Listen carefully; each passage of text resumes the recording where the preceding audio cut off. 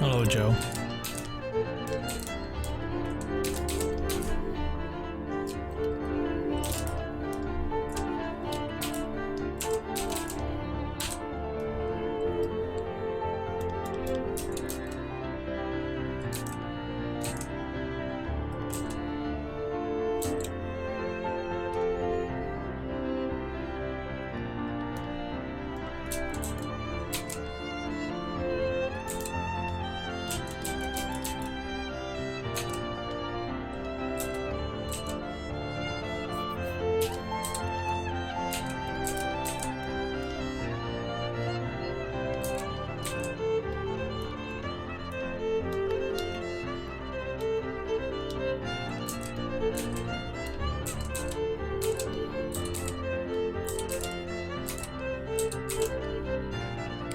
Thank you, Jordan.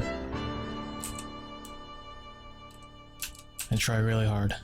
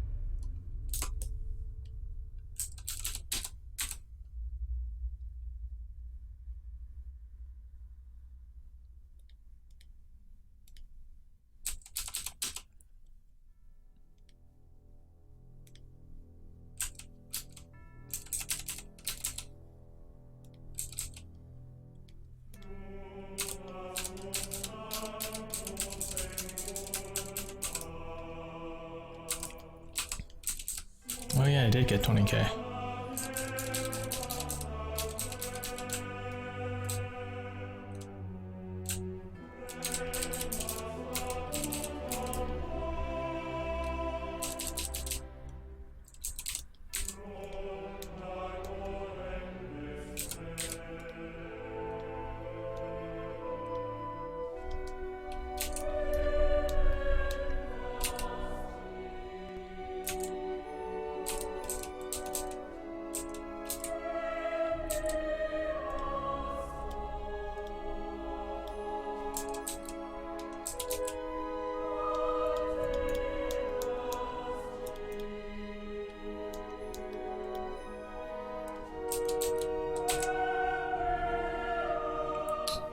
What if me and C3 made a game?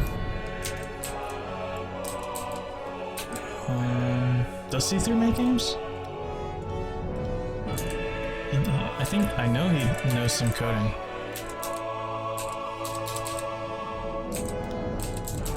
But yeah, I should probably do more collaborations.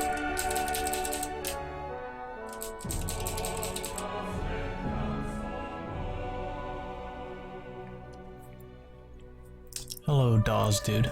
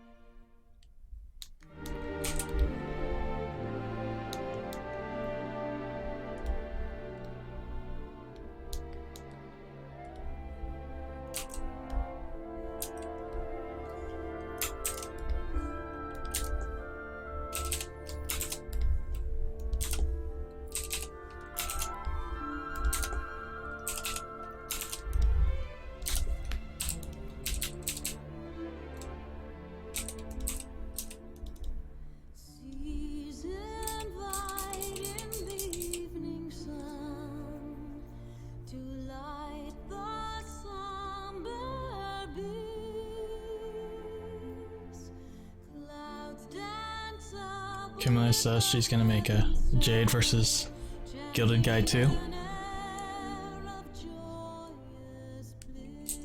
I would love to watch that.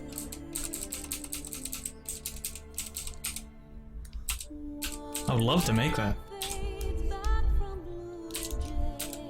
I mean, I already have a bunch of ideas.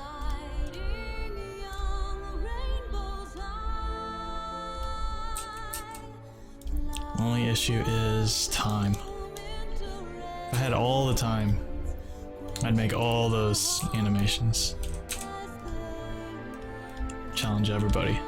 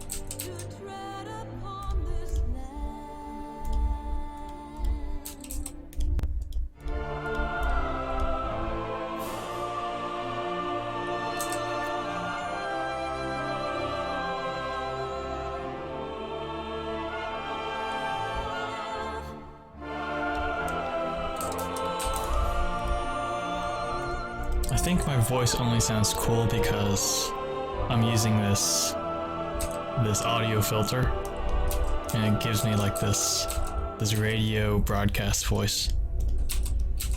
So in reality, my voice is not this deep and whispery. It's probably way more high pitched if I turned off the filter.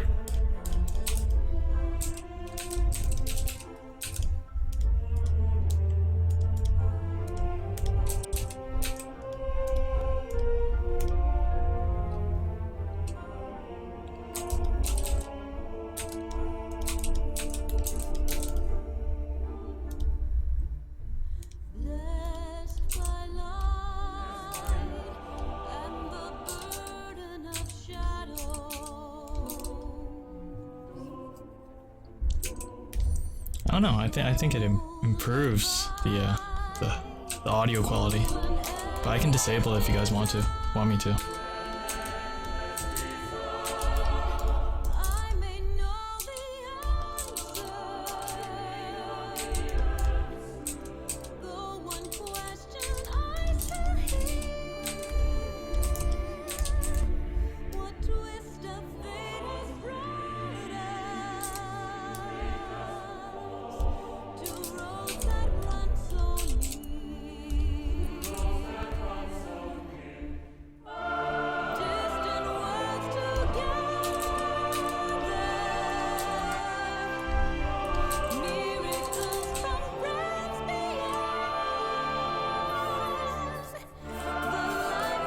Actually, I just thought about it, and the audio filter is kind of hard to reconfigure once you disable it. So I don't think I'll do that this stream. Maybe next time.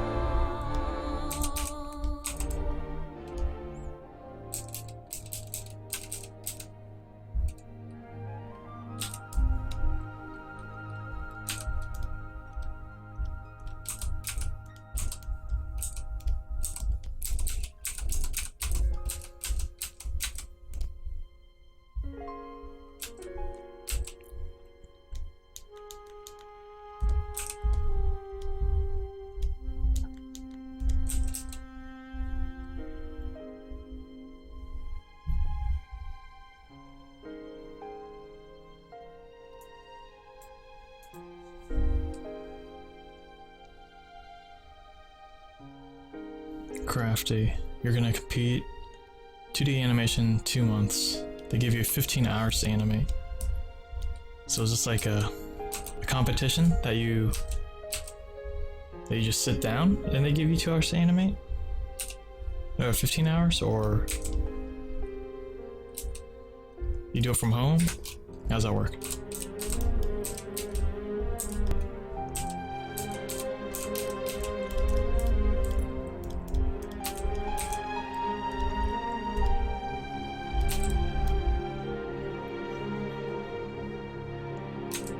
This is a very good song.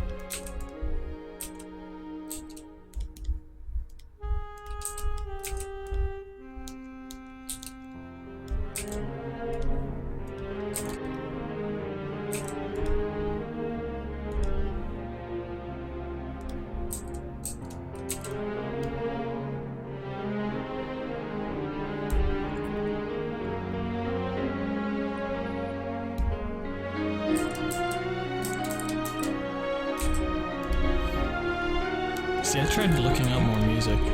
Oh. Donation.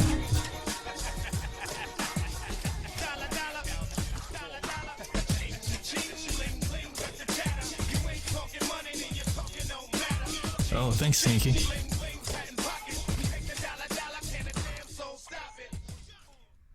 Gilded, thought I'd finally get around donating to you, and, hey, if you're still doing the drawing request thing, do you think you could draw Squill and Mine's OCs together, bro? Hugging, P. Thank you for that, Sneaky.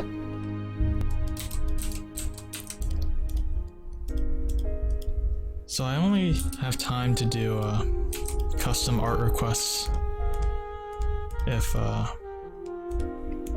can be paid for it for at least $20 each. So yeah, that's how much I charge for custom commissions.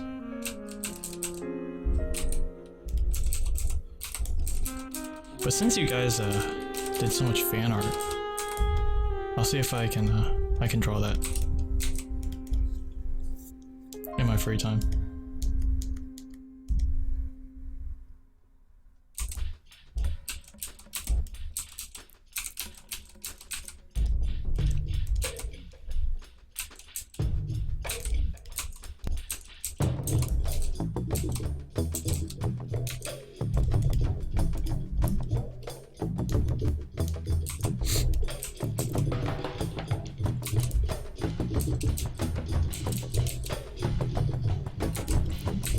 Yeah, I could do a quick sketch. Just don't get mad at me if I forget to do it.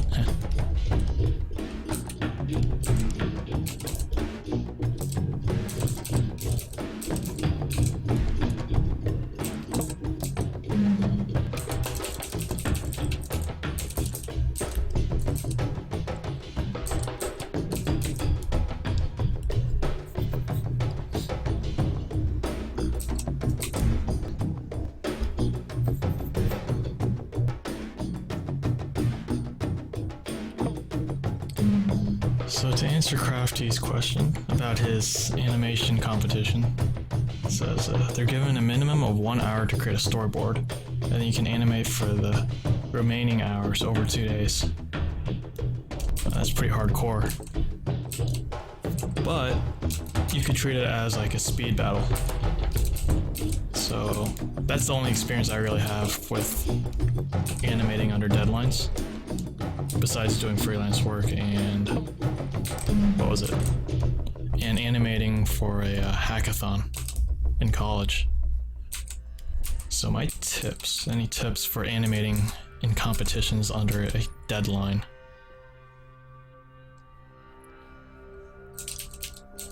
I would say the storyboarding is extremely important because you pretty much only get one shot at storyboarding it nice and short. And then once you storyboard it, you can't like do redos on the entire animation. So make sure your storyboard has a really clear idea of how much work you're going to be doing for the animation. So in order to reduce the amount of time you have to animate, you have to employ some economic animation tips.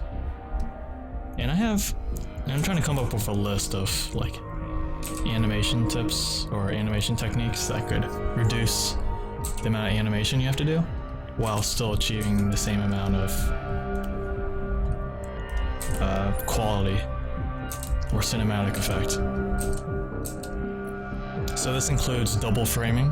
So that's that's the most common technique for saving time. You'll also want to do some really good storyboarding in terms of combining your cuts. So reduce the amount of scenes you have to draw. If you reduce the amount of scenes you have to draw, that reduces the amount of backgrounds you have to draw. The amount of like it reduces the amount of perspectives you have to draw. So making sure that your scenes are really simple. Lip syncing.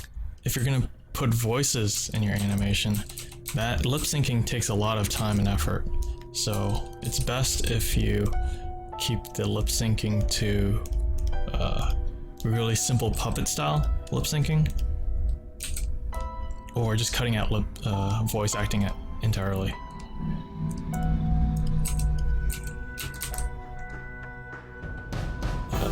other tips for economic animation would be to keep the character designs really simple. So that's what I try to achieve with my characters. Samus is a real bad example because this is more complicated. But if you keep your character designs simple, then that reduces the number of lines you have to draw. And reducing the number of lines you have to draw reduces the amount of time you have to spend animating the characters. What also goes into that is reducing your color palette as much as you can. So as you can see here, for Samus, I'm reusing the green, this dark green, for the spaces in between her joints. It's the same color as her gun. So reducing the color palette allows you to color the character way faster.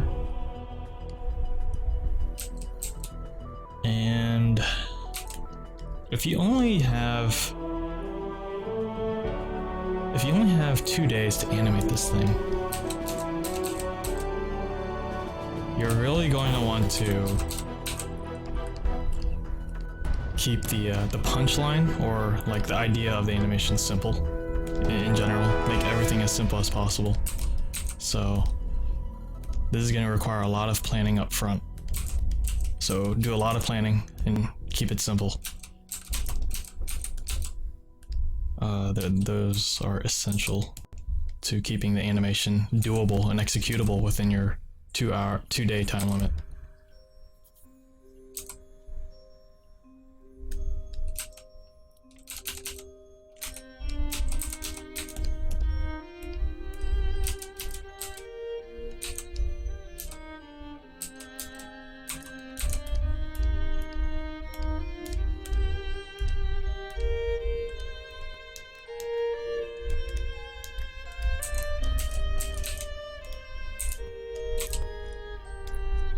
And yeah, I am using Flash.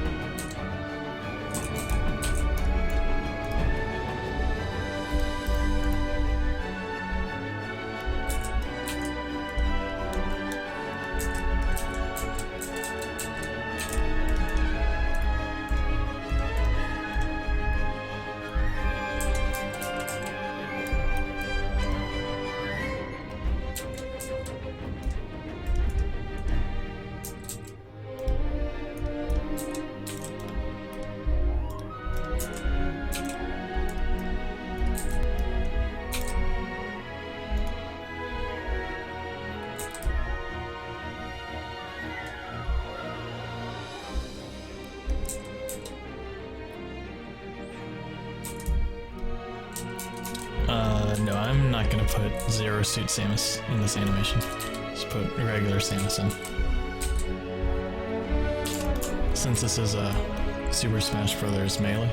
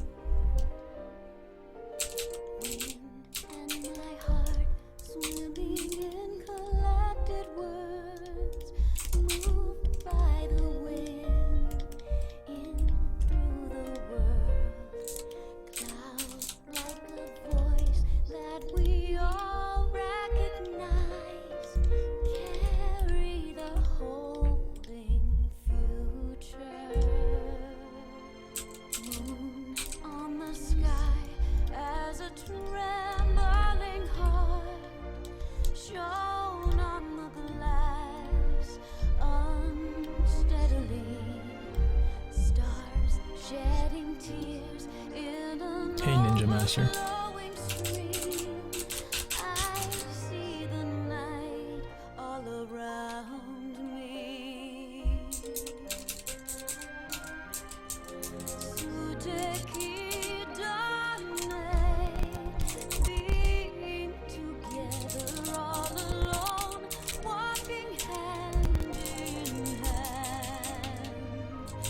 And I want to go to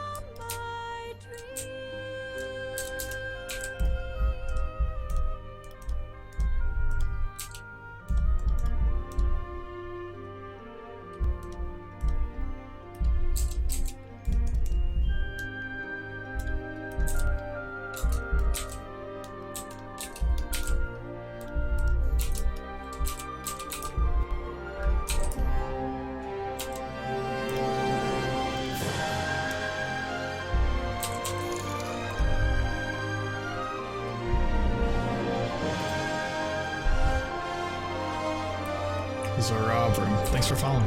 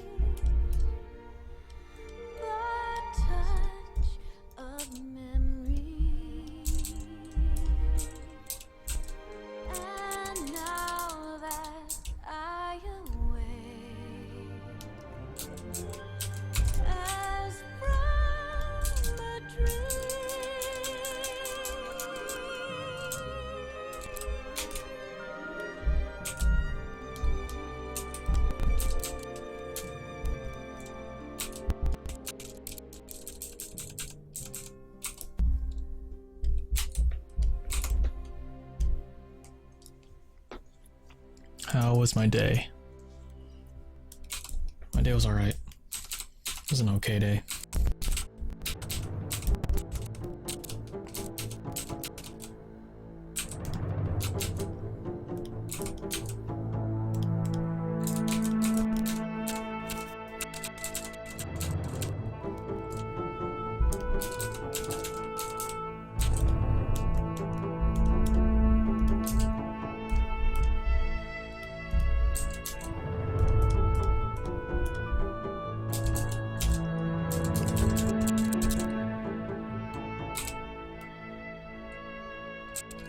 That clicking sound is my keyboard.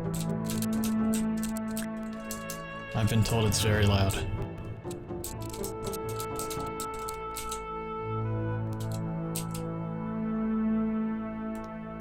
Do you guys think it's too loud?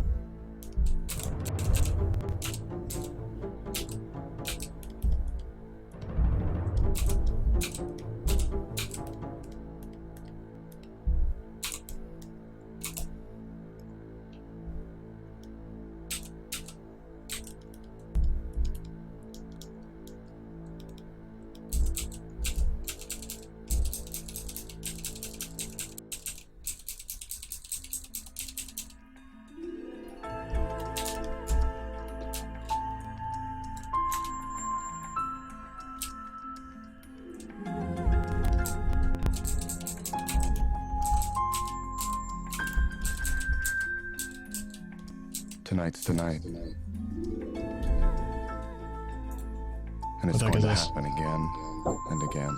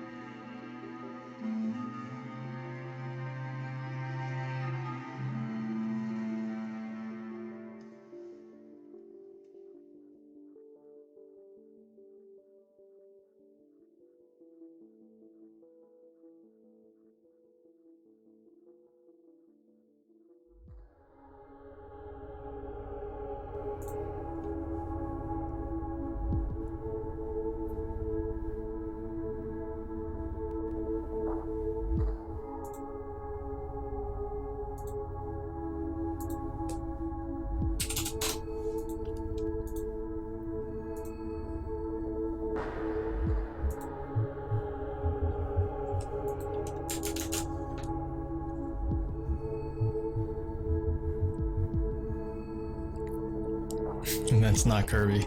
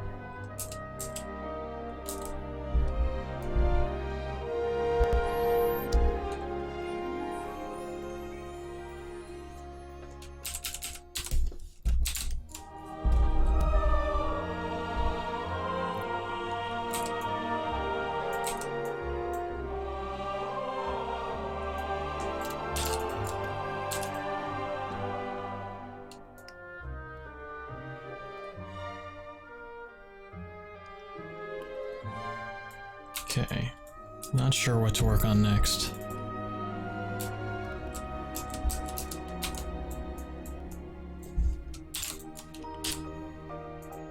Because I don't really feel like working on special effects right now, or doing the backgrounds.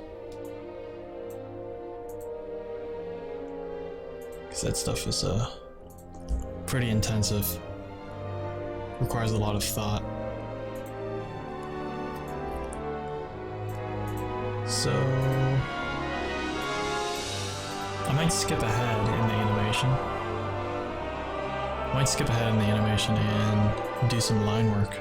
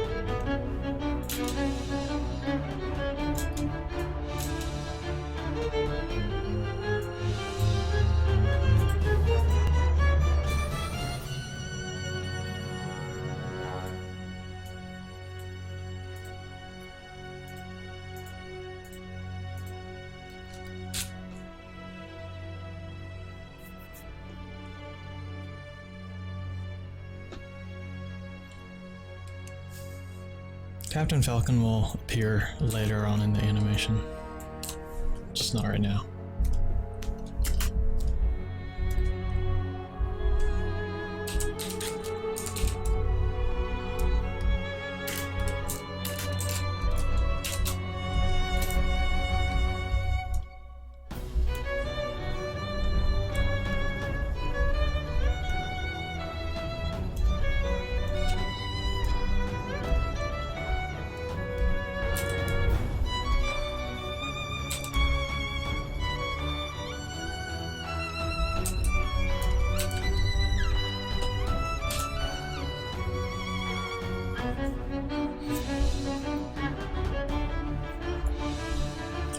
Hello, Nexus.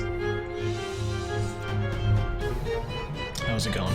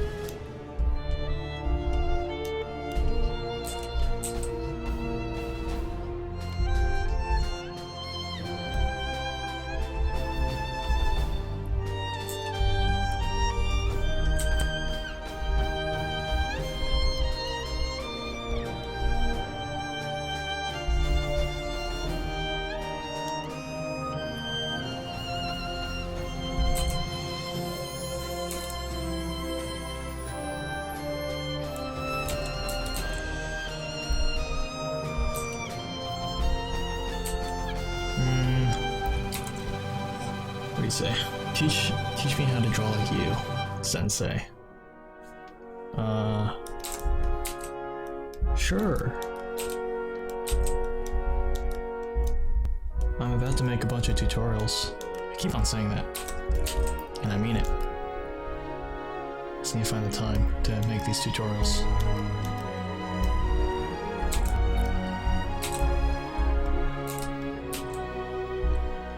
But I don't think you want to draw like me. Exactly. Since my style's not very realistic and isn't really rooted in the fundamentals. So I encourage you to just draw how you, in your own style, how you would draw.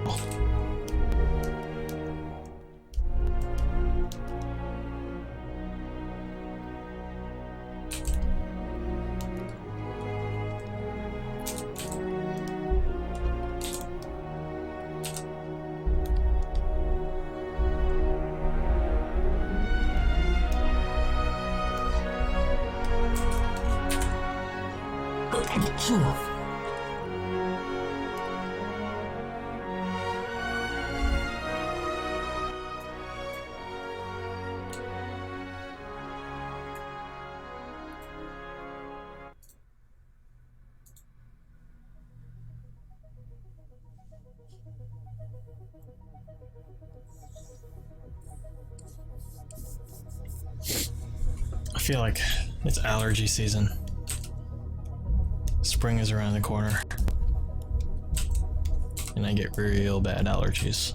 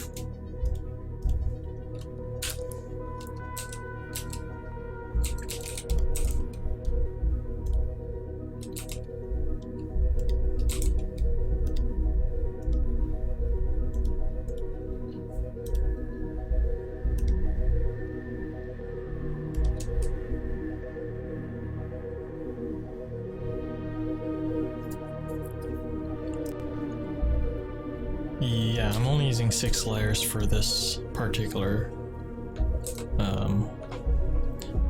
for this scene.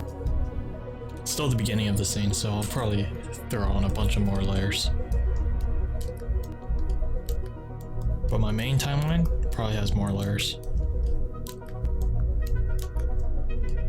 So don't think that I'm only working with these 6 layers on the entire animation.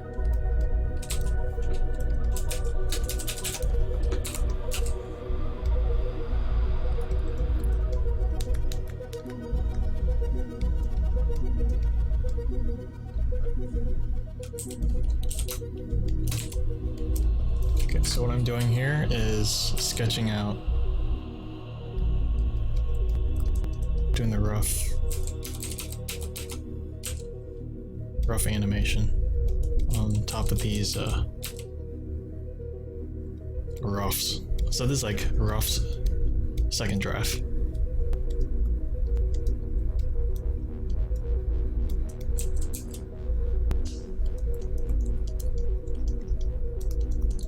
And the motion that's being conveyed here is he's turning around really dramatically.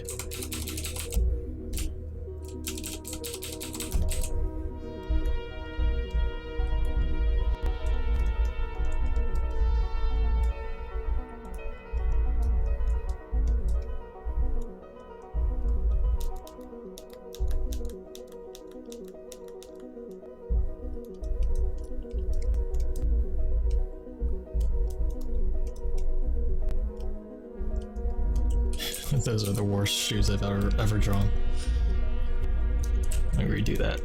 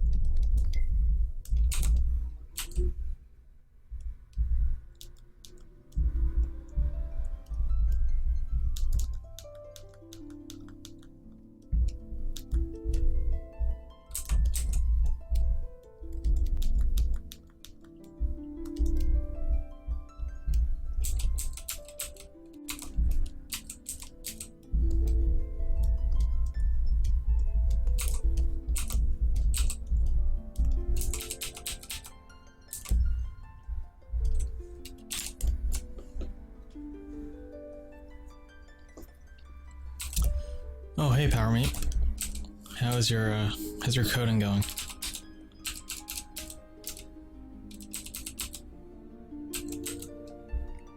And yeah, doing rough animation is something I've been improving on the past couple animations.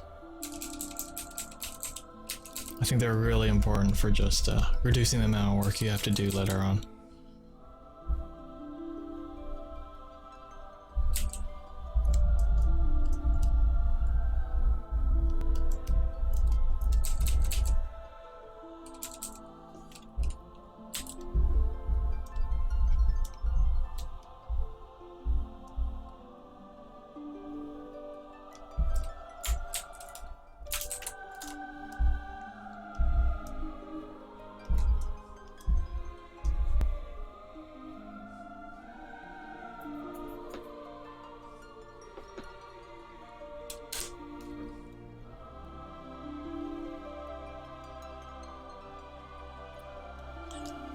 Gilded, do you believe some double frames in an animation make a better animation than just single framing? Yeah. In some cases, using double frames will make an animation better than the single framed version. Mainly because there are certain cases where adding too many frames makes the animation look really fluid and almost like it's in water, like the character is swimming through water. And sometimes you don't want to show that. Sometimes you want it a little bit choppy, and that's where double framing is usually better.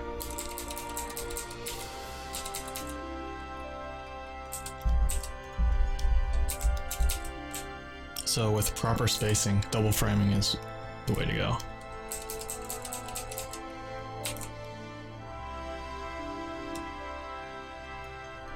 Heavy testing? I don't know the proper term for the testing. I would just call it testing, yeah.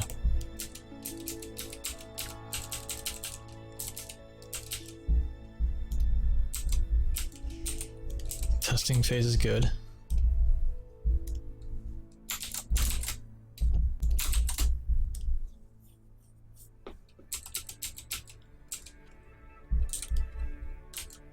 I kind of just test while I'm developing, all at the same time. So usually by the end of my project or game or whatever, it's usually bug free.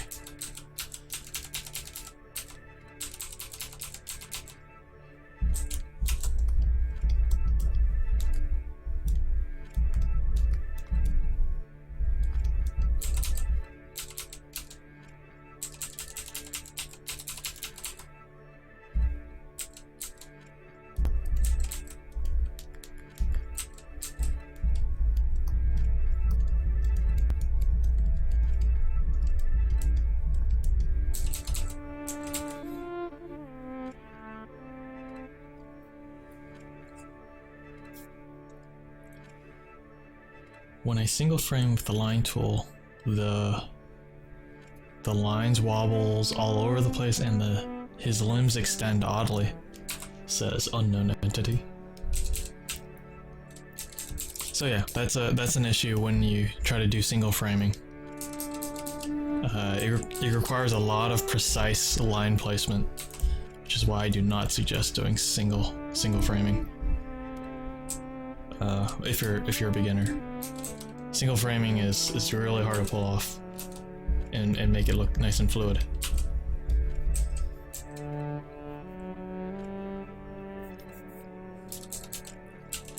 And it's not economic. It's not an economic use of your time.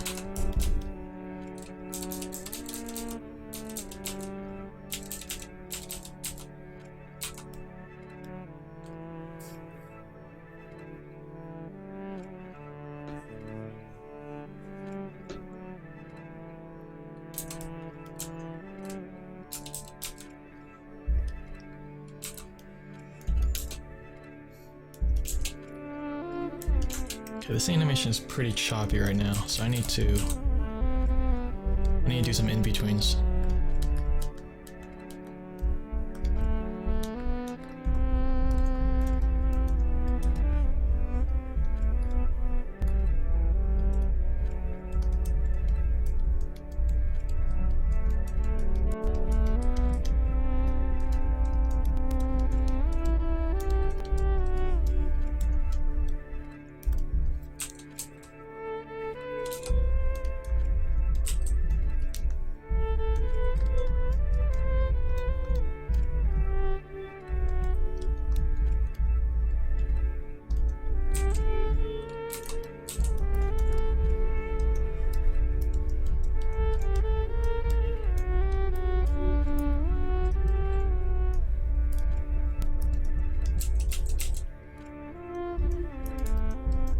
Clean up these roughs a little bit more first.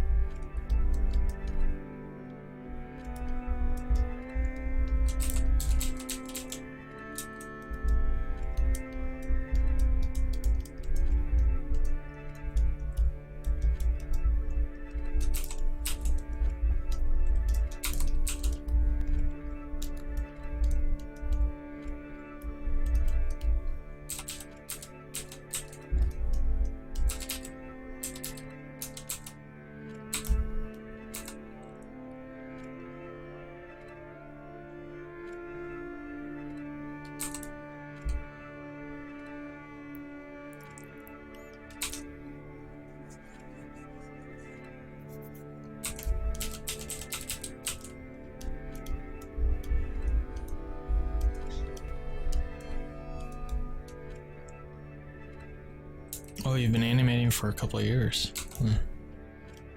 Not satisfied with how you've been progressing?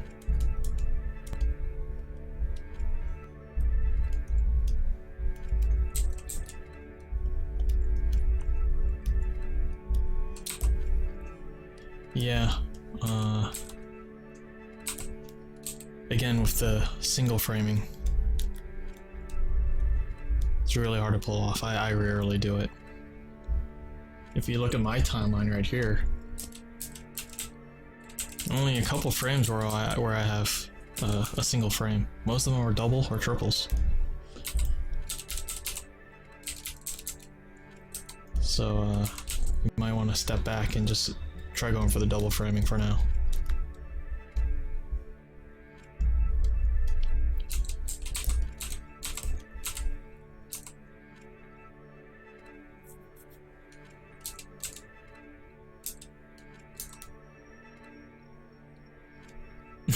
Midas pen.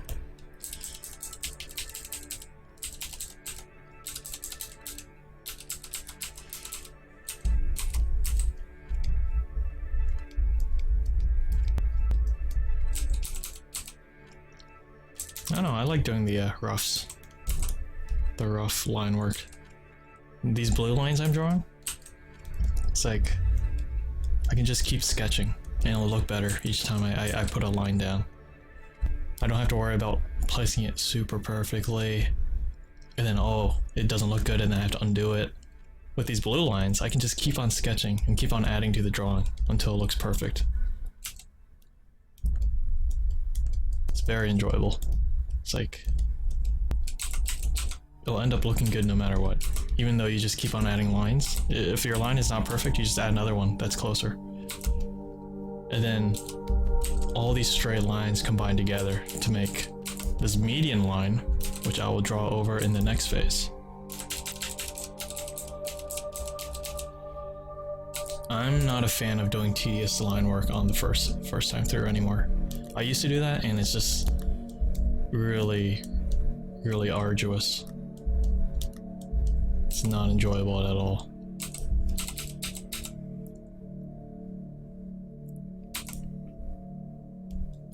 Yep, I'm drawing right on top of these red line layers.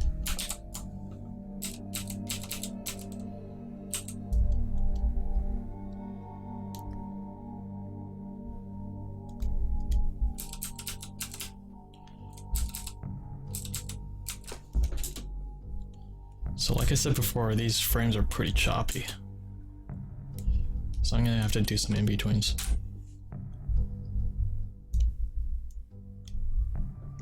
So these 4 frame long keyframes are gonna be turned into doubles. So let's just say I start off with the red layer. And I'm just gonna try to eyeball it. What I'm doing here is I'm looking at the previous frame, which is that small head over there.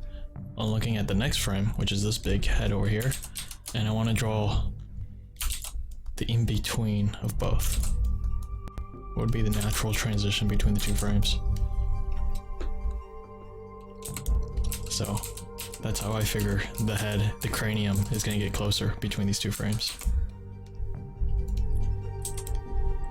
And then I can just extend that logic towards the neck. Back of the neck is here on the previous frame, and the back of the neck is here on the next frame.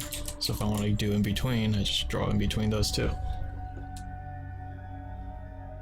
And then bring that logic over to the front. So you can see how the front of the face is in between. And then I have to do that same thing with the jaw. The jaw on the previous frame is right here. Jaw on the next frame is right here. So I have to draw what's in between. And that's how you do in betweens.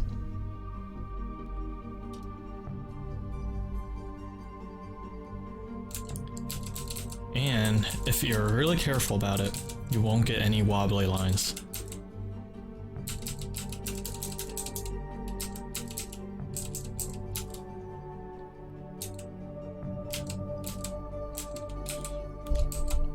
So since I'm rough sketching right now, I'm gonna have to go through this kind of quick and messy. So I figure the in-between shoulders here, in-between shoulder is over here, the neckline is like right here. The arm is slowly rotating, so I figure it's gonna start here. The forearm is all the way back here, and the next frame is all the way over here. So that means I'm gonna have to do it somewhere in between.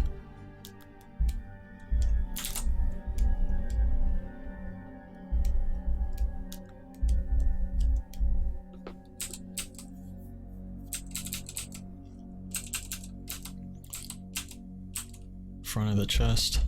It's pretty easy to see how that's in between.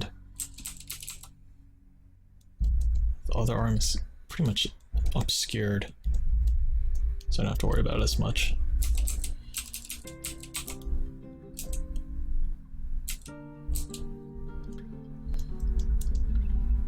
And draw the back of the leg over here.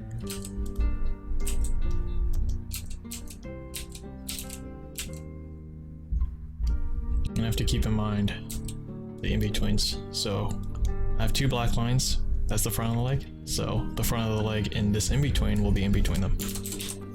Right here.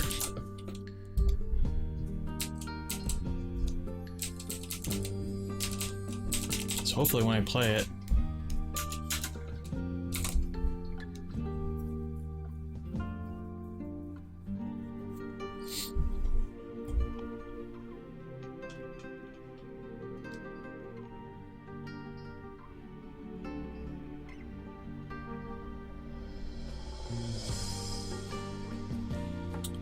oh, okay. Yeah, I'm reading your comment, unknown entity.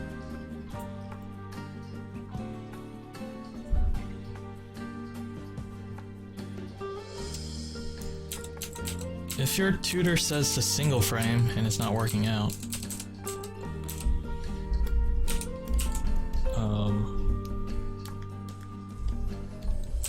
I still suggest doing double framing. So,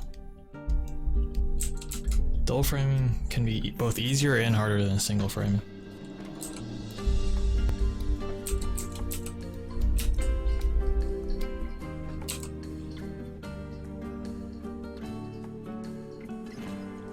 A dark wizard comes along and steals your ability to emote with your face, comedy or tragedy. I'd imagine that's a tragedy.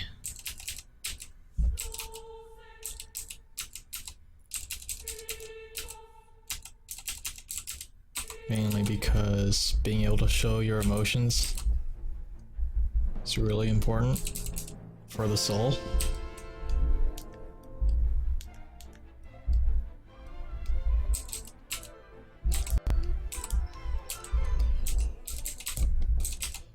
But I imagine you'd be awesome at poker if you had no emotions on your face, so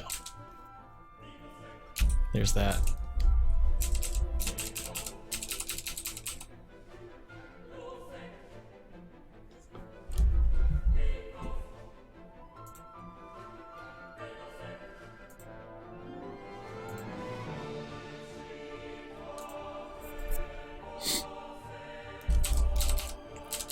Okay, time to do another in between.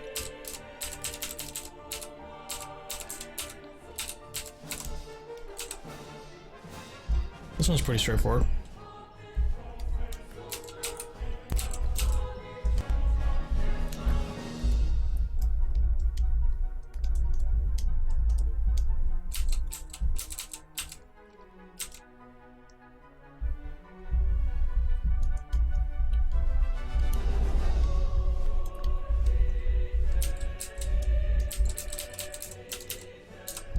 Should probably make these glasses a bit bigger.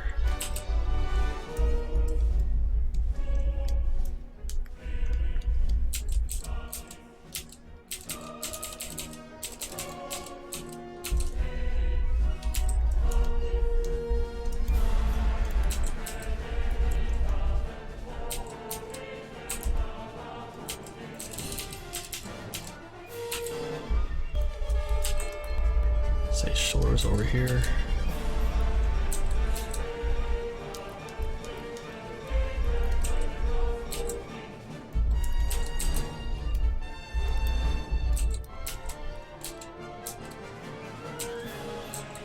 And he's raising his arm.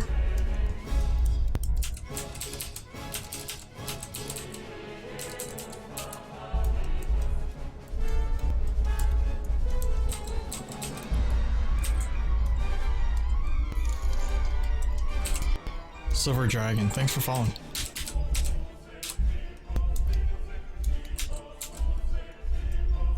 See here.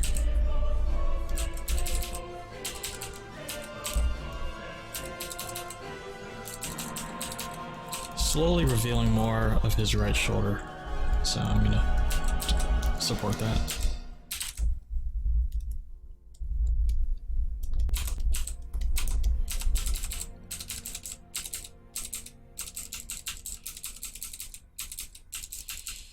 Okay, the rotation of the face doesn't make any sense. See how I'm playing this through? And if you notice, in this red frame, he's slowly turning at the camera, and then his eyes go up. So there's some inconsistency there. You'd imagine that he'd turn his head. This is the direction of the turning. Oh, hey Eric. How's it going?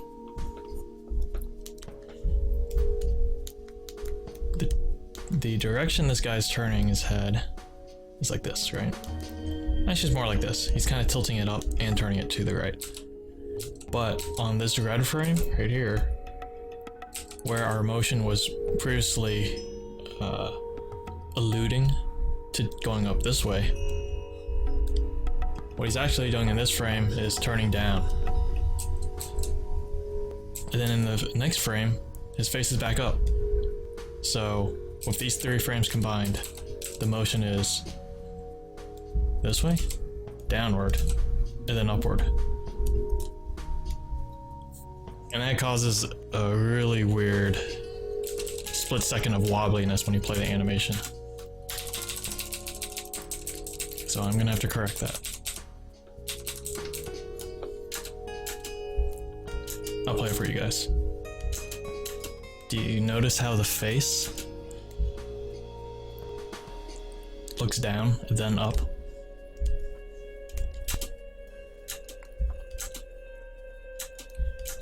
Seems minor, but I think it's technically a fault that makes the animation bad.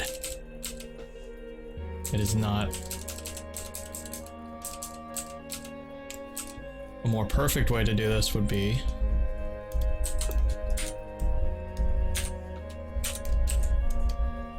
to ensure that he looks up like that. So that the motion is a smooth upward turn instead of wiggly up.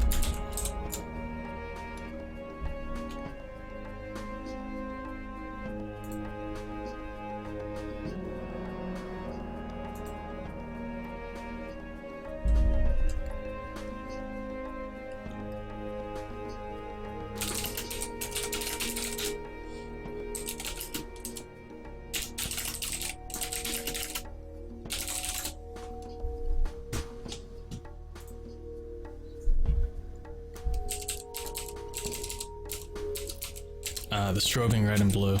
Yeah, that kind of takes away from my example. But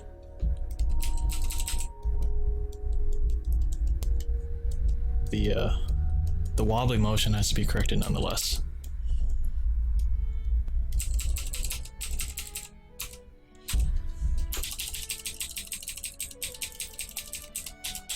And I made another mistake. Face is turning too quickly. Should be a little bit more facing out that way. So because in this frame he's all the way here. This frame is looking all the way up here, so it'd be natural for in this frame to be in between.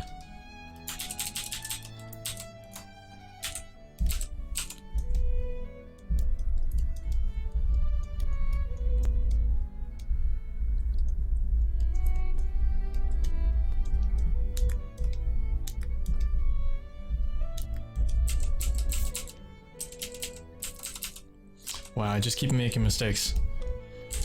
So, there's a lot of mistakes you can make in doing in-betweens. Notice how on this frame, frame 1, the eye level is right here. In the in-between frame, it jumps all the way up here. And then in the final frame, it's still up there. So keep an eye on the black line. It's not a smooth motion. Ideally, the middle line should be a little bit further down. If the eye line was a little further down, the in-between looks a little bit smoother. So let me get rid of these black lines. So that gives me a clue that the eyes are a little bit too high, so I'll just move them down a bit.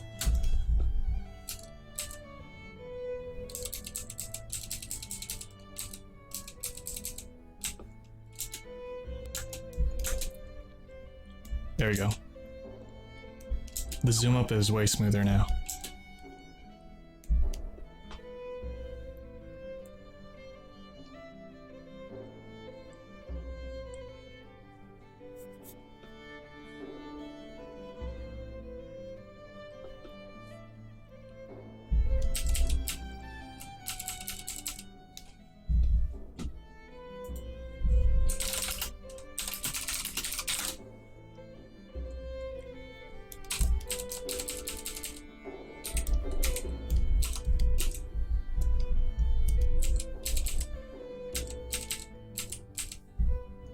There's a really pointy chin in this frame.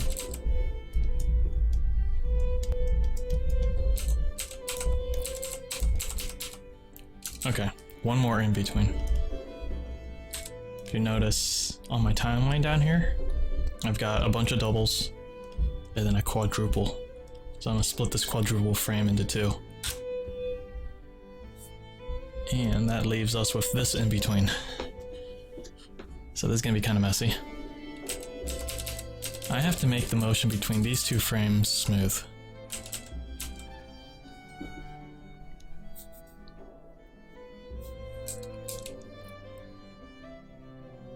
You know what? I'm thinking that I shouldn't be in betweening these rough lines. It's actually making my job harder. So I'm gonna hold off on this in between, and I'll wait until the end.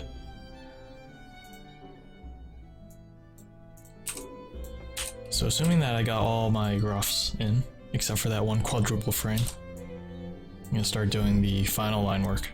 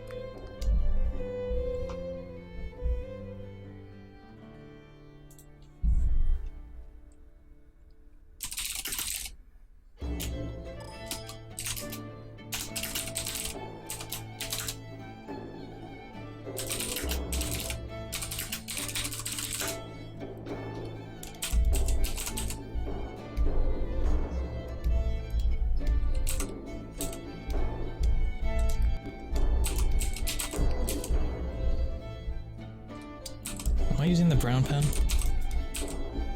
I am, okay. So notice how I'm doing the final line work on a separate layer.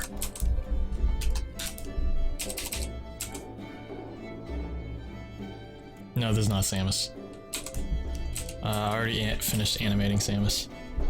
I can give you guys a preview of that later. Right now I'm animating the main character of this animation.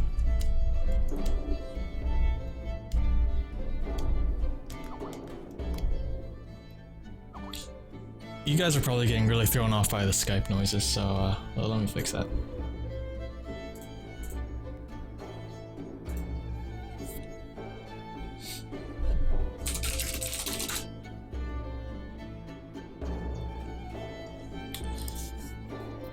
Hello, Diana. Griefer. Diana Griefer. I hope that doesn't mean what I think it means. I hope that doesn't mean what I think it means. Yeah.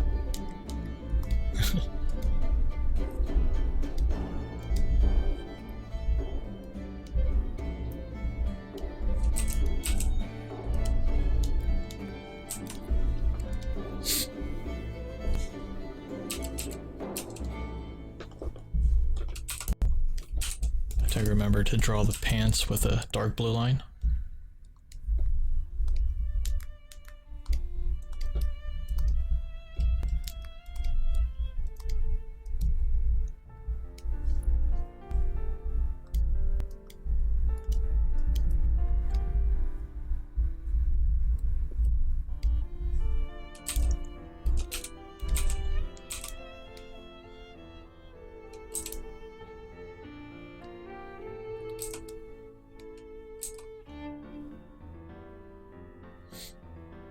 How long am I planning to stream? I'm pretty tired, but you know, even if I'm tired, I'll still animate. So, give me like another hour. I say another hour. But I might end up doing 2 hours. Or 3.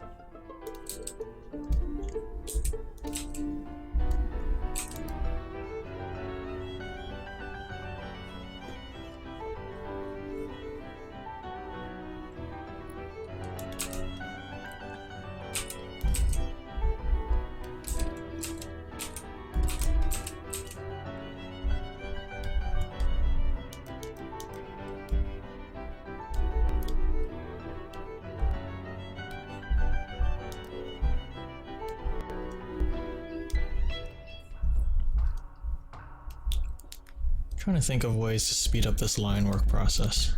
I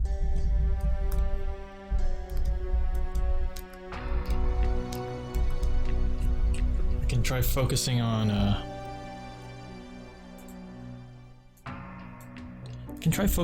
increasing my accuracy. So being able to draw the lines in one stroke instead of having to do Control Z all the time. But that only comes naturally from like lots of practice. Another thing I can do is just not care about the inaccurate lines and let the quality of the animation go down a little bit. That's also really hard to do, because if I don't like a line where it is, I can just do Control Z and fix it. But each time I do that, I'm spending an extra 0.0001 seconds, and those add up.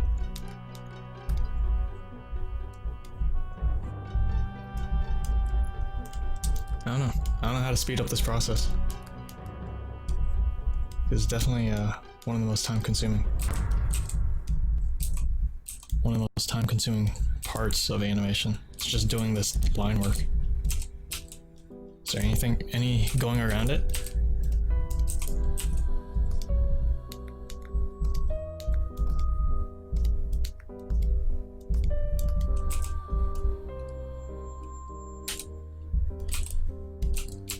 Oh, that's a good point. I should prioritize where people are looking. So, with that point in mind, see if I can apply that to this frame. People are going to be looking at the face the most. People are drawn to faces.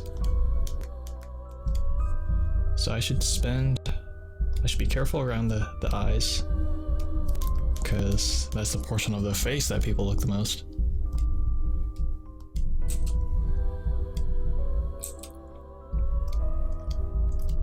So I'll be careful around the head and face. And now I'm coming down to the arms, so according to that suggestion, I should just be a little bit more sloppy. Resist the urge to Control Z.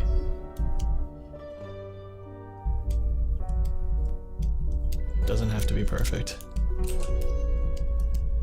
So I lower my standards around the body parts that people are not looking at.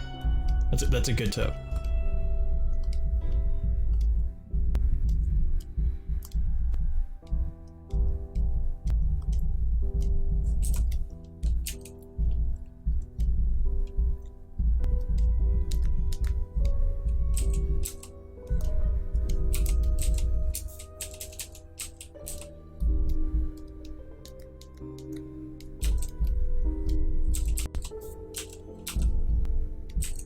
This guy's proportions are out of control here.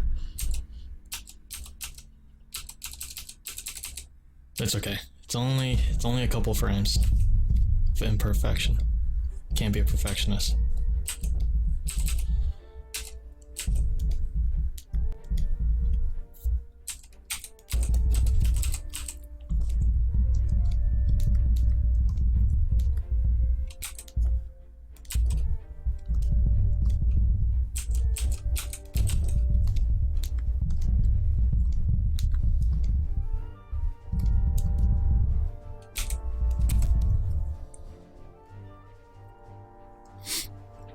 Mr. Game & Watch is not going to be in this animation.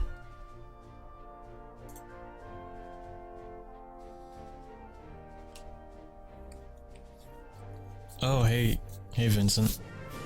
Didn't notice you there.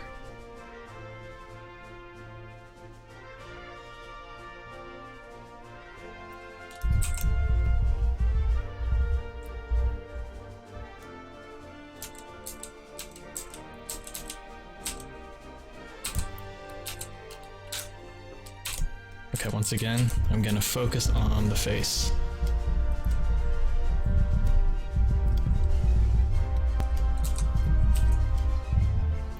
Because my ultimate goal is to finish this animation in a timely manner.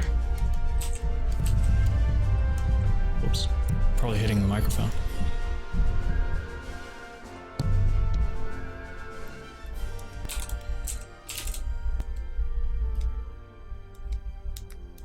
I want to finish this animation not in 3 months, not in 2 months, not in 1 month. Okay, maybe 1 month. I want to finish this animation within the month. So I'm not gonna worry about every single line that I use. So with that in mind, stop doing Control Z, Michael. Just accept that the lines are not perfect. It's so hard to resist undoing your mistakes.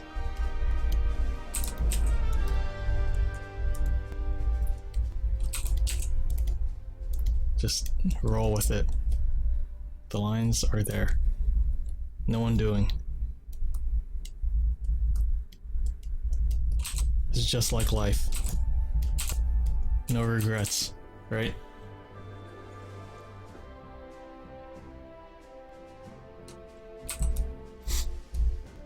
Okay. Again, focus on... Maybe I can even be sloppy on the eyes. It's not like it matters if my lines are slightly off.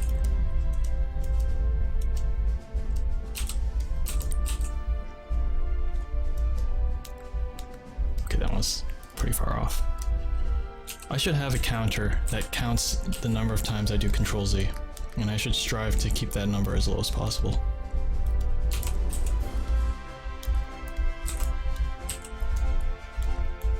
I'm doing it again, I keep on doing Control Z. Just gonna keep the lines. Oh, that's a bad line, but I'm gonna keep it.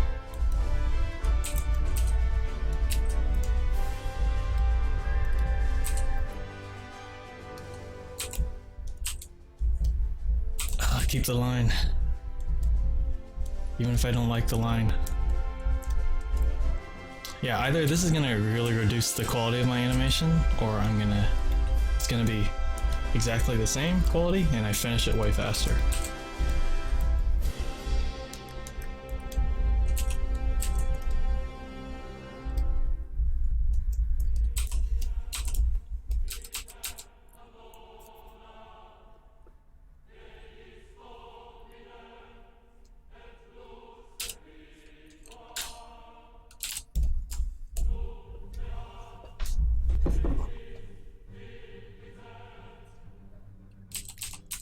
Will I ever go back to animating stick figures? Of course I will.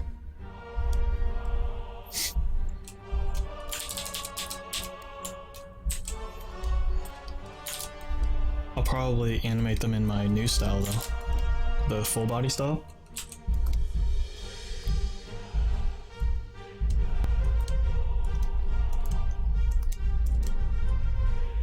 because I think you guys like that more, right? I like it more.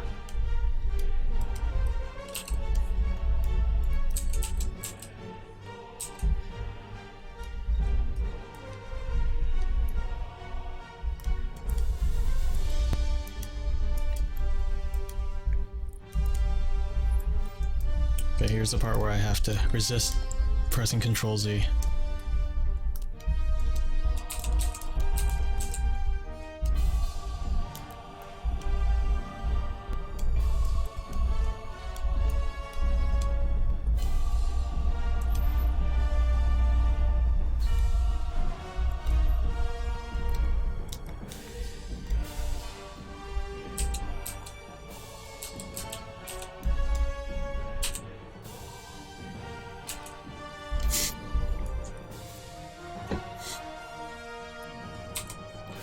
What do you mean, will Gilded Guide change? I don't think there's any reason for him to change.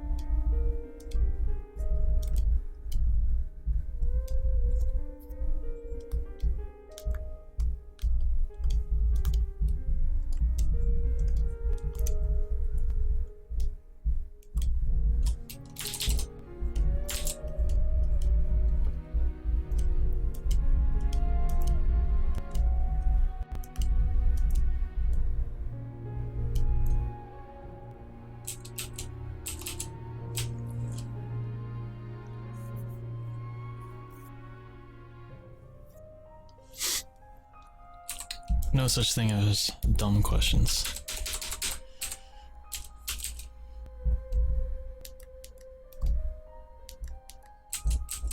I mean, well, there are a couple of dumb questions, but that was not one of them.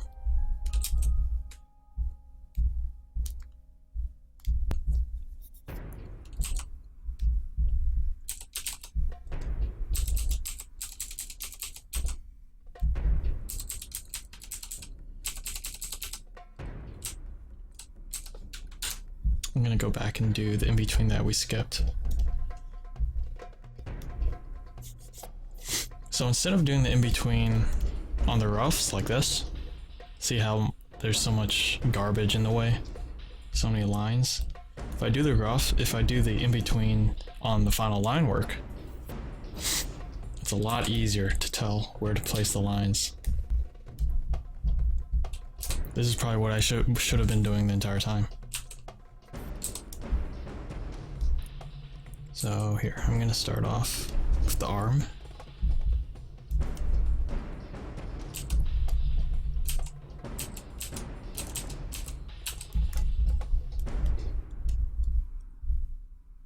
And try to place this arm in between the two frames.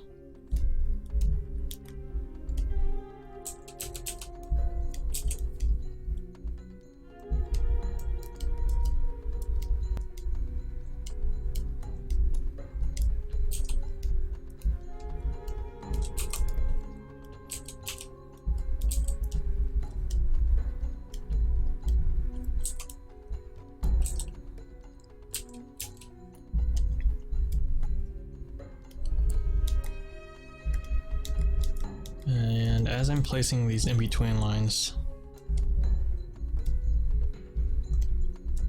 I have to make sure that the lines don't stray outside any of the prior and future frames. Otherwise, that results in wobbliness.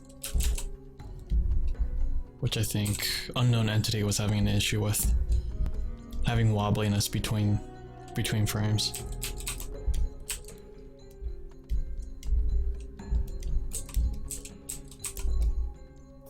So for instance, wobbliness. It's usually caused when you're trying to do an in-between and your lines kind of fly around the place. They don't appear in their natural position. Because naturally, the back of the neck is gonna move a little bit to the right, and then move a little to the right like again.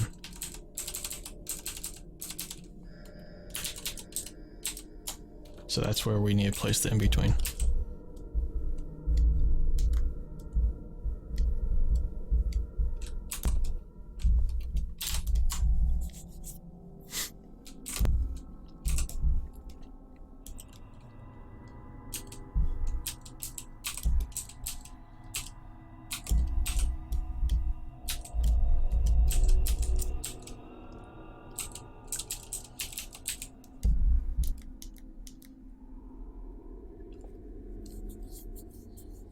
You wish you know how to do digital art? Well, you can learn right here. Do you actually wish you knew how to do digital art? Or are you just saying that you enjoy watching digital art being made? Because there's a big difference. If you actually want to learn, there are a ton of tutorials out there.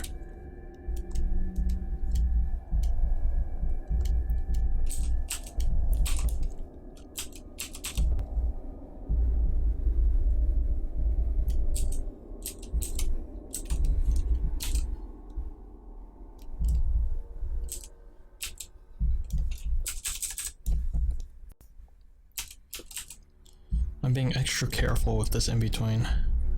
I can't do that no Control Z philosophy with these in-betweens.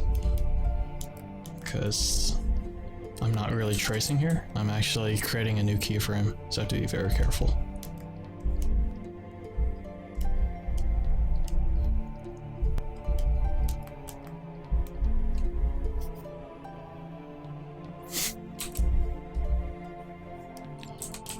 Pencil art and physical mediums, in my opinion, look way better than a lot of digital art, just because they're physical objects.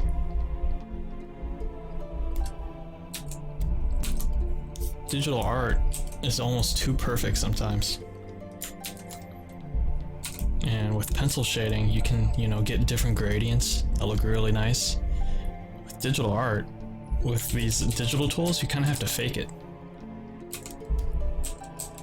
So you can definitely make some awesome stuff with pencil.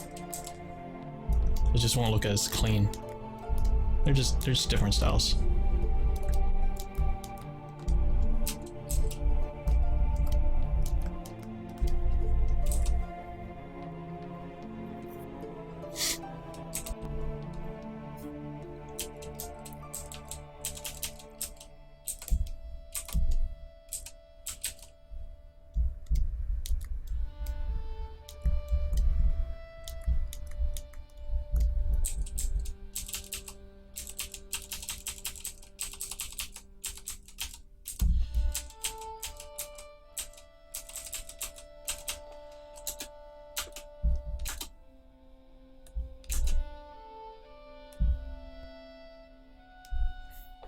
Yeah, there's something really messed up about this right arm.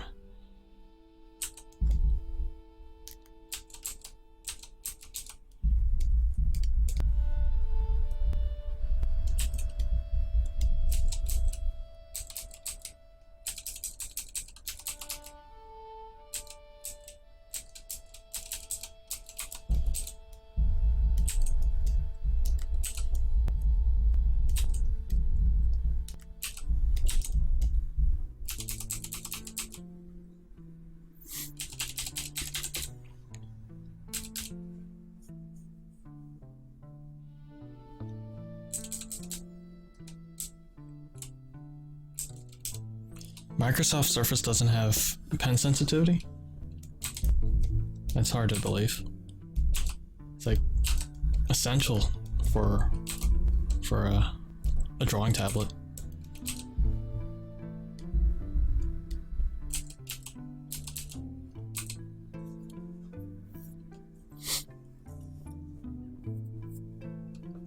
Oh, it's Hyun.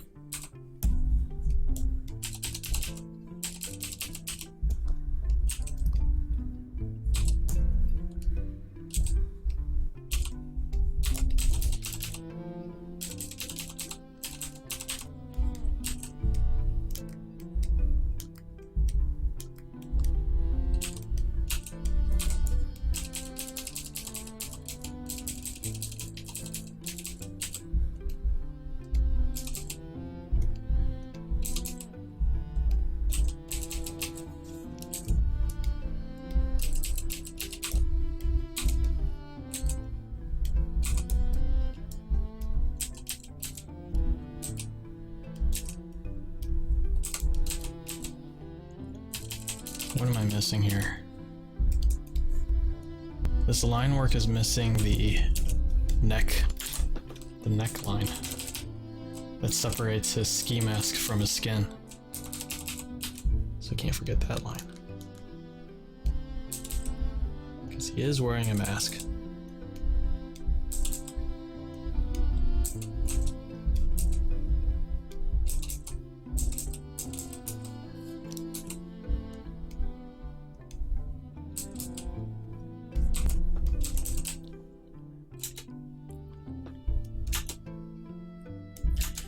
Oh man, all that work just for like 10 frames.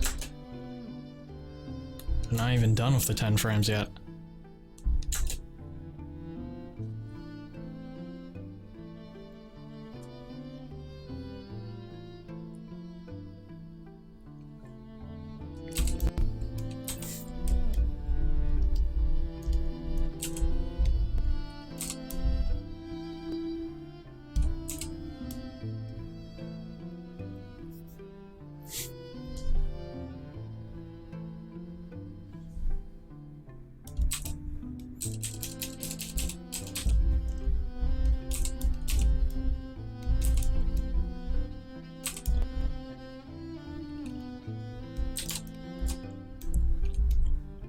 This project, huge. It is huge in the sense that it is probably the most detailed project I've done. In terms of length, it is not huge at all. It's only a minute and a half.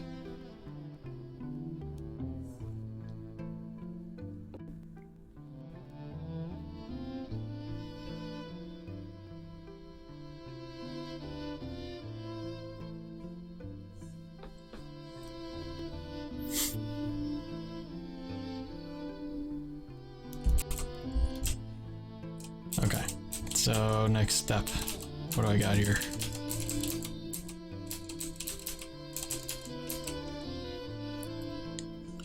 I should throw down some shading lines. Should I? Should I throw down the shading lines?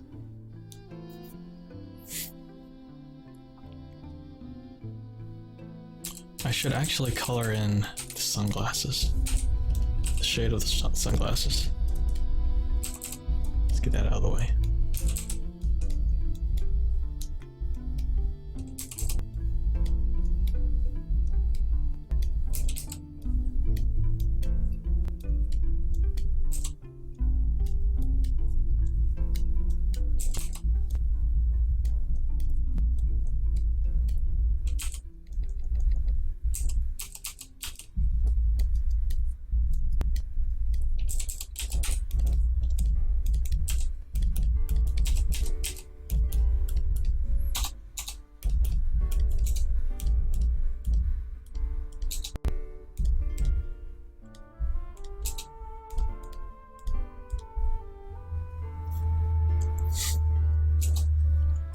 Yeah, what happened to that Smash Bros animation?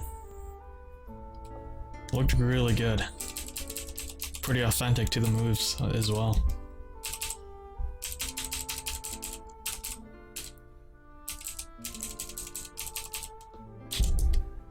feel like there's a general lacking of authentic Smash Bros. Animations out there. And by authentic, I mean authentic to the competitive scene.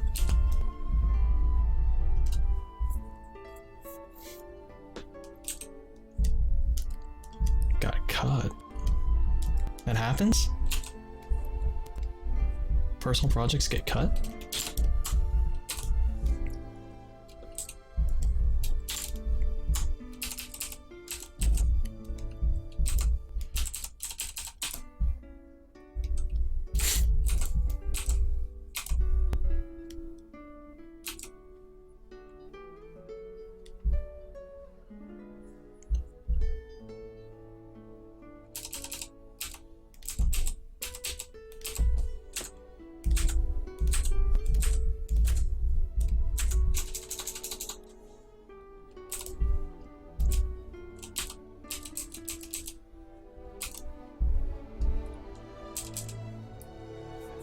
Oh, it was supposed to be for a tournament.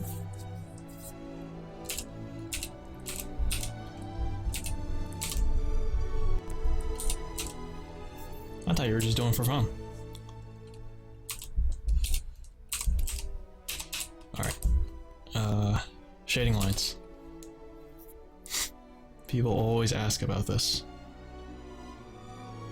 So to do the shading lines, I'm using the pencil tool, right? That is separate from the brush tool. The distinction is... Come on. The major distinction between the two tools is that brush tools deal with shapes, and the line tool, the pencil, completely ignores it. So if I were to draw the same red line using the brush tool, when I move the bottom shape off, it got cut in half, and it's actually separated by this line.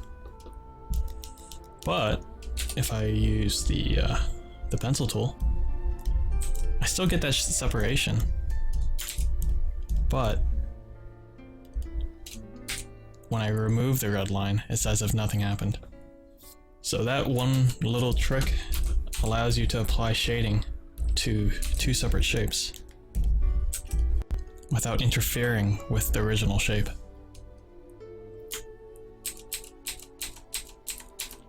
So I'm about to abuse that right here.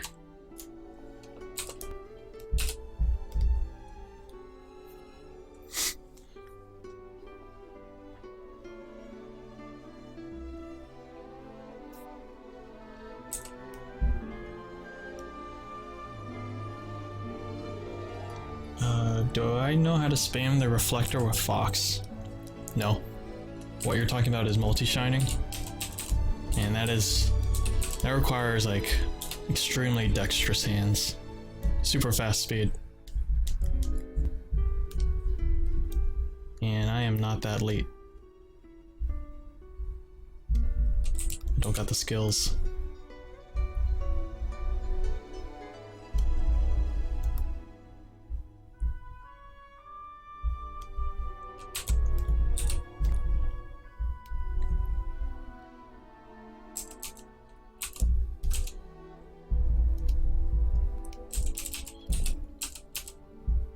So let's say the light is coming from the top left. That's usually the default direction I pick.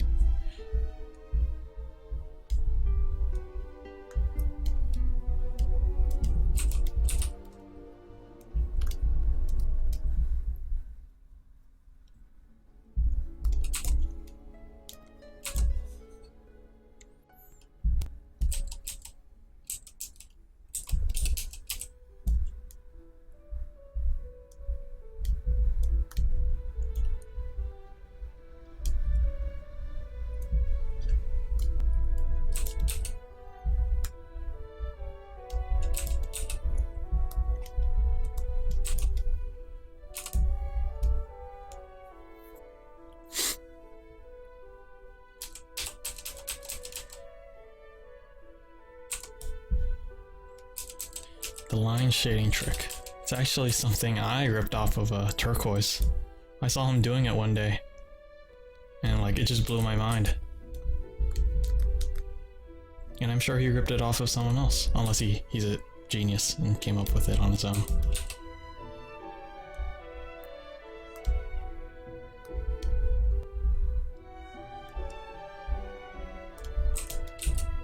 But yeah, this trick saved me so much time on my other animations.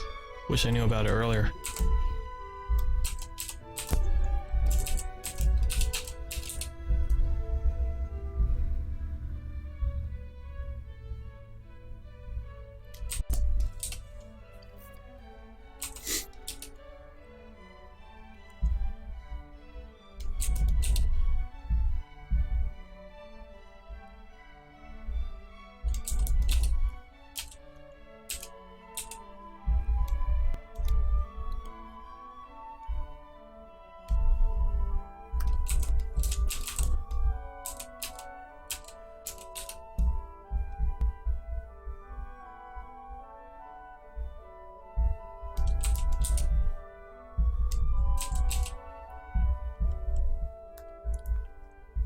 So I'm just dividing up my brush shapes into pools of color using these red lines. And then later on I can just do the fills. And that's way more fun.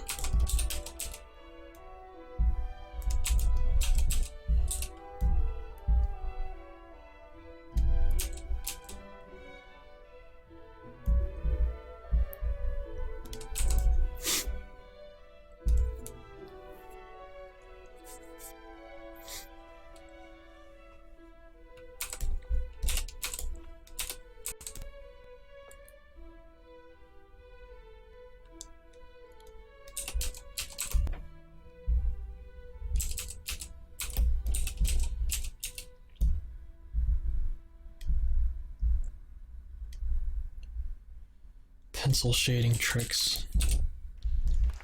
Although it saves time, yeah, it still takes time.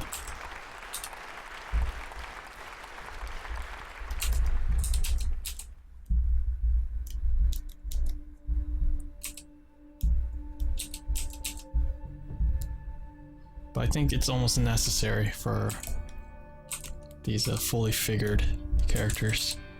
Otherwise they just come off really flat. I need to find some new techniques to add depth to these characters without having to do this tedious line work. But for now, this is the only way I know how.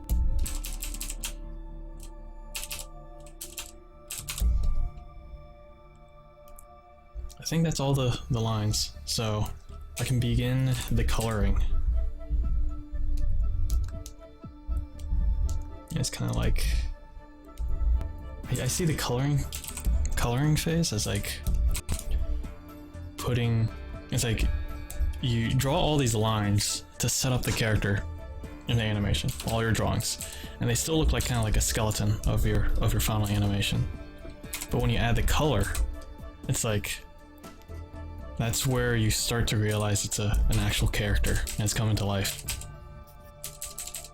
It's like in cooking, you're mixing up all the ingredients and you're putting all the dough, and it's just this big messy gloop of dough and sugar and spices. And then when you start to do the coloring, it's like watching the cake rise in the oven, and you start saying, oh, my creation, it's coming to life. So this is the most satisfying part.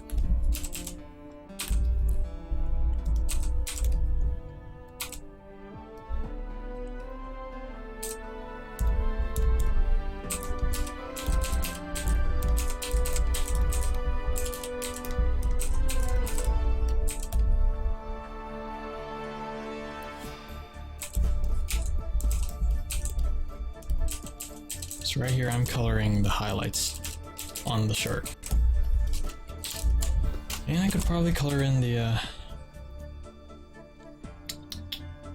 skin as well at the same time. Try to save some time.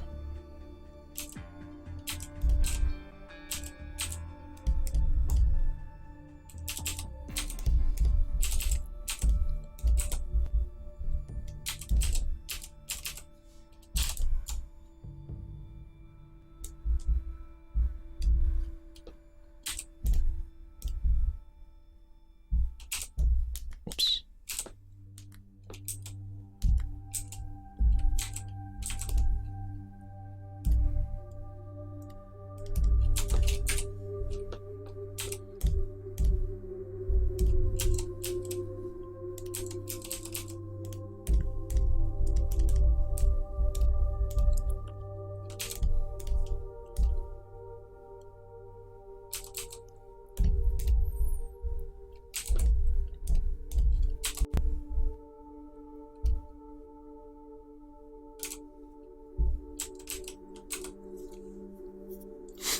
Sometimes I color first and shade second,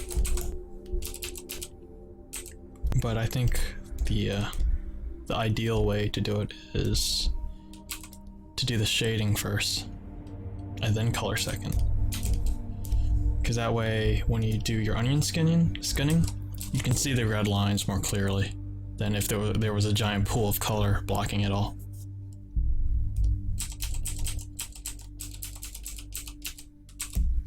It's just a small benefit of doing the shading first.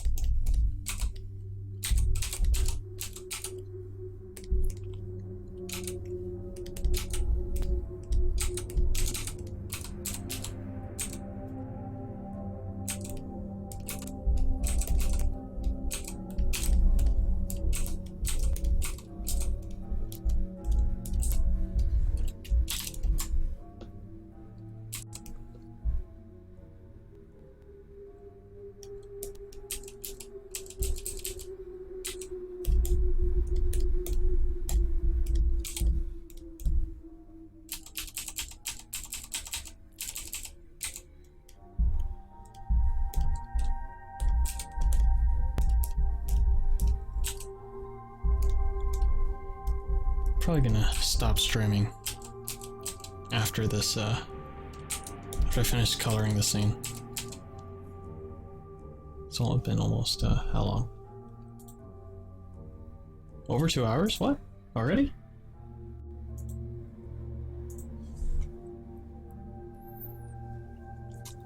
I'm not gonna put a suit over the armor. That is not, that'll make it way too hot for Gilda Guy.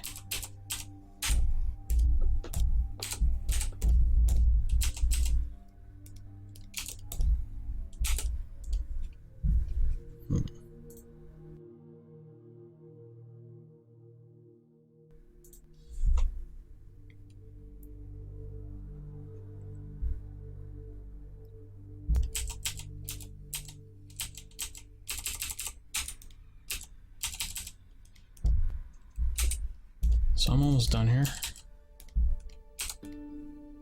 And I can show you guys a little preview. Oh, forgot his socks. He wears white socks, of course.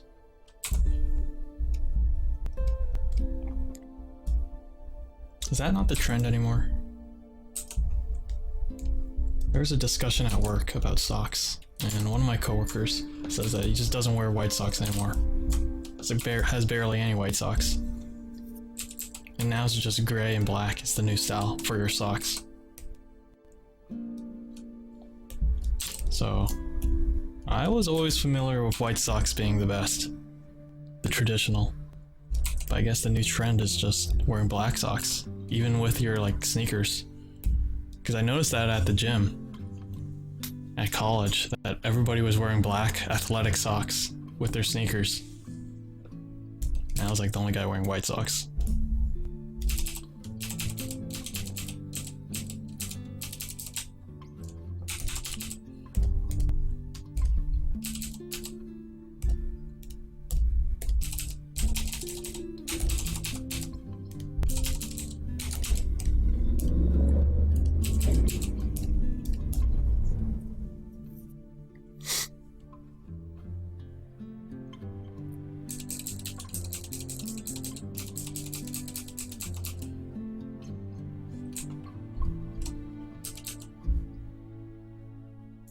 Okay, I'm gonna hide all of these red lines now. But I'm not gonna get rid of them, so I'll just reduce their alpha to 0. I might want to use them later.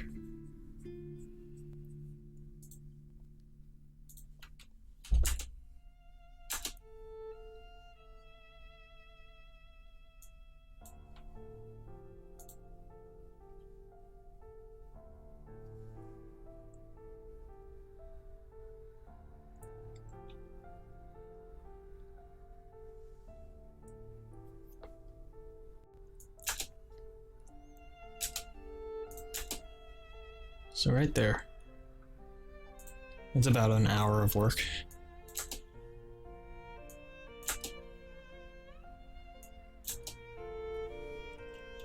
And I'll show you guys the samus that I worked on earlier.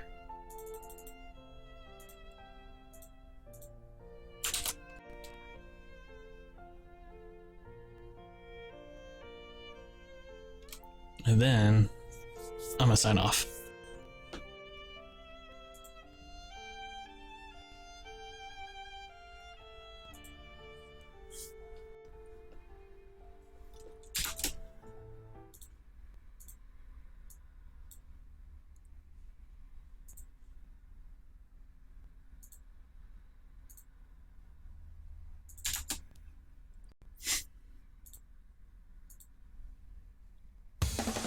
Shining brightly for all to see. I hold my destiny just like a star. Who knew I'd come this far? 'Cause life's too shining brightly for all to see. I hold my destiny just like a star. Who knew I'd come this far? 'Cause life's too short to see. There's your preview. And now I must go. So thanks for watching. I might stream later, but probably not. Probably tomorrow, though. Tomorrow's Friday.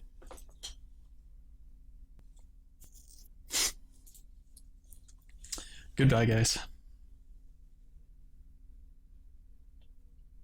I'll let this song play out.